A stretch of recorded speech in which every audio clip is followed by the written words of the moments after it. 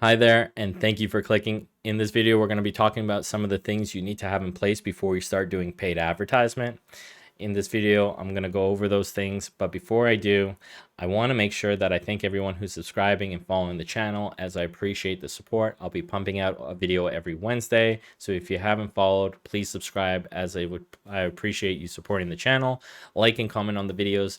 Let me know your thoughts on some of the topics here. So in this video, we're going to be talking about some of the things that I have in place, but before I get into it, I want to tell you guys a little bit story about some of the clients that I experience.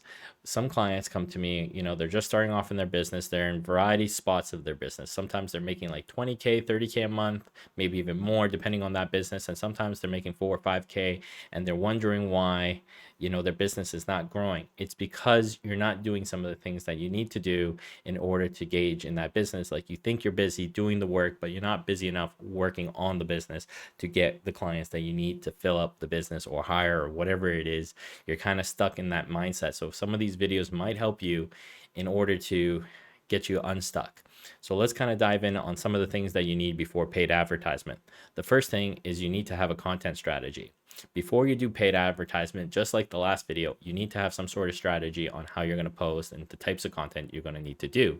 Clients, before they show up to your page or before they become a customer, they're going to check you out. They want to see what your business does. They're not going to all of a sudden see an ad and be like, oh yes, I want that business, I'm so excited.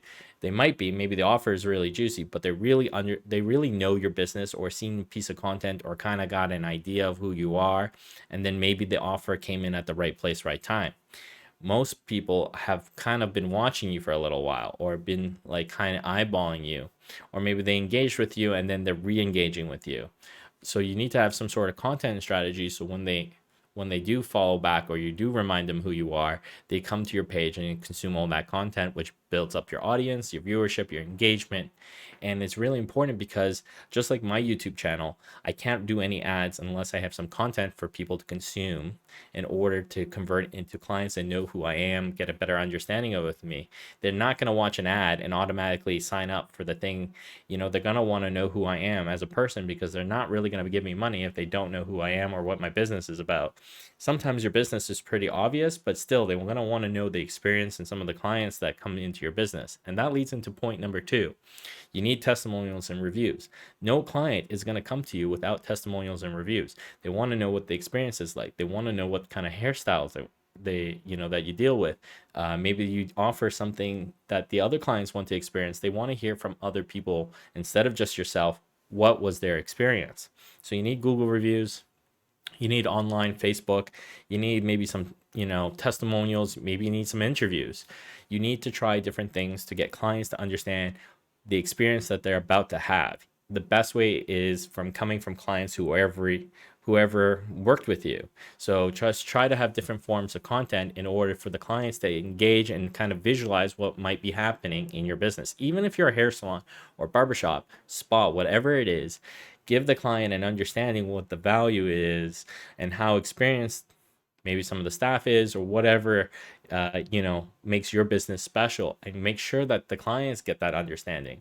An oil change, for example, from one of my clients, they had a reputation. Most oil change have reputation for being money grubbings, upselling, thieves. But as long as you come across as a small business with the right reputation, branding, and client testimonials, you might change a client's mind into being a customer. So there might be misconceptions in your industry that you need to kind of bypass in order for a customer to be a customer. You need to think about those industry like blockers. One might be reputation. 2 might be a barber and like how long they cut. Stylists on the color, like ruining the hair, treatments, whatever it might be that is an industry like people really hate this part of the industry. You need to bypass that wall, and you need to do that through your content. So content, testimonials, and the third is your sales process. I have a lot of owners that say, clients should just pay me the money that I want. That's not how business works. Clients don't just pay you. They are drawn through a sales process, no matter what, from start to finish. From the moment they engage with your business, send you a message, ask you a question. They see how your customer service is from start to finish. They feel it. They can feel it in your messages, your attitude, the way you handle things. When I talk to a client, I'm not just sitting there and thinking I'm not treating them like another number. I'm treating that person like a human being. So when it comes to sales, how does your customer service come across? How many times are you calling them? Your follow up, how does your barbers or your stylist or whatever business you are in, how do they handle customers? What is their follow up? How are they being engaged with those customers? Oh, I'm interested. Okay, I'm interested. Does that mean I have to give you a message tomorrow? Would you like another call? Would you like me to book you an appointment? What is it that your customers want?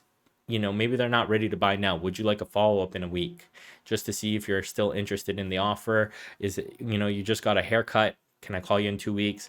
See if you're still interested in that haircut. Too many people give up on the sales process and don't follow through. It's that follow through that's important. So sales, I kind of assess how good's your sales, how good's your follow up, how good's your process. And a lot of people say, hey, I don't have time for that. That's the cherry on the top that makes the difference between your business and someone else's business, is that sales process. Another thing is your funnel, your operating system, the way you run your business. How are things done in that sense? How much availability do you have? What is your way that you like to communicate with clients? Do you have emails going off? Do you have a way that the client is going to be notified the moment they come in? Are they going to get another email to let them know their appointment's coming up? Do you have a call that you're going to do the day before their appointment? How do you handle your funnel in order that the client is going to experience? So I'm talking about your operating system, not your sales side, but your operating system, like your emails, your text messages, your content, just the whole funnel, and your website, so that the client, from the advertisement coming into your whole experience, like you have that whole funnel kind of built out and understanding, so that you have this broad spectrum of strategies. So like what kind of offers you're running, what kind of, are you in busy season, slow season, like knowing your business very well is important. So this video is just to recap some of the things that I would like to see business owners, before they do advertisement, have these things in place. If you don't have these things in place, you should kind of figure out what is the industry standard. What I think is this video should be the industry standard, but look at your competitors, see what they're doing, see what the competition is doing, and don't use like the cheap competitors. Use the best out of the business. Look at the best. What are the best doing? Don't look at like what everybody else is doing. Don't look at what your neighbor's doing. Look at what the best are doing. Look at who your true, like who the beasts are in the industry. Don't look at like somebody next door, because they might not be doing it. It's kind of monkey see, monkey do. But do see what the best are kind of doing and take understanding. I have some owners who are posting 2-3 times a day. They're not posting once a day. They're posting 2-3 times a day. So look at what the best are doing and try to, take in some inspiration from that. I hope this video helped you. Leave a comment below. If you haven't liked the video, please, if you want to support the channel, I appreciate all the support that you guys are giving me, and thank you for all the subscribers that are coming, and I look forward to seeing you in the next video.